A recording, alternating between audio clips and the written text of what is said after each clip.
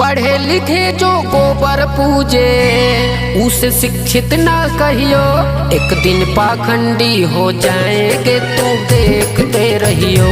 एक दिन पाखंडी हो जाएंगे तो देखते रहियो। पढ़े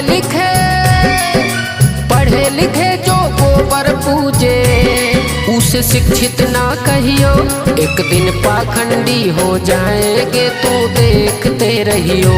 एक दिन पाखंडी हो जाएंगे तो देखते रहियो।